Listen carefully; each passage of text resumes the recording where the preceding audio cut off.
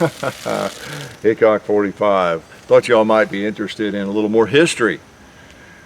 The history of the 2-liter at the compound here. Some of you are new to the channel and you've just seen a few of the videos. So you need to know this stuff, right? I mean, this is history, important history as pertains to this location, to the Hickok45 channel. This was a 2-liter. It has been a target of ours, an important, very serious target of ours since 2009.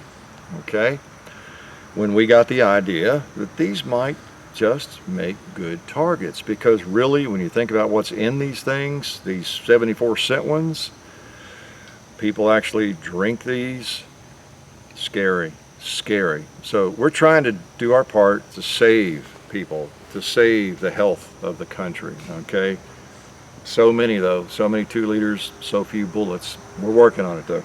But anyway, yeah, since 2009 we have been experimenting and using these as targets. What we liked about them early on and discovered was that, as you see in the videos, they do different things based on what caliber you shoot at them, what bullet, what velocity, where you hit it, the temperature.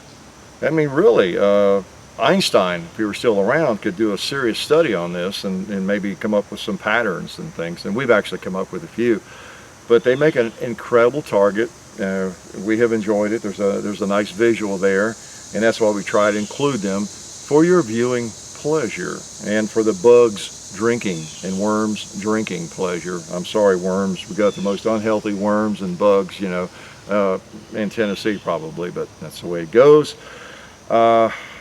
They're just interesting, and as you might have noticed, the smallest caliber sometimes gets the best reaction.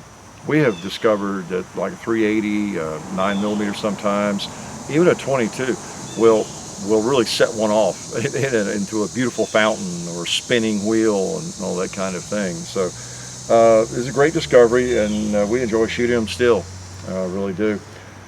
Problem is, sometimes I get busted buying them, you know, at Walmart with a shopping cart full of these things, you know. So sometimes my disguises don't work. I've got this long beard and this weird looking wig and strange hat I wear, and odd looking clothes. Like, I don't wear odd looking clothes already, but I try to remain anonymous when I'm buying these, but I still get busted sometimes. And it's so funny. It is so funny when that happens. It's happened in a grocery line a couple of times, and just pushing a cart around Walmart. I remember one time about a year ago, you know, a guy walks by, "Hey Hickok, how you doing?" And I've got a cart full of these. I even had a couple of watermelons sitting on top of them. Yeah, so what can I do? I can't hide. I can't get my wife to go buy them, you know. So it is a job, but y'all are worth it, you know. And what else could I tell you about the history of these things? I don't know. They're just fun. They're just fun targets, and they work. And I think the unpredictability of it is what we like about it most. And you have discovered that there is almost no way to guarantee a certain reaction with one. I think you could stand right up on it 10 feet away, and well, you could shoot it in the same place or try to with the same cartridge, and you'd get a different reaction. So that's one of the cool things about it. Sometimes they'll just literally come apart. The bottom will come off. It looks like you took a cutter, a razor blade, and cut it just perfectly even. And then sometimes they're all split up.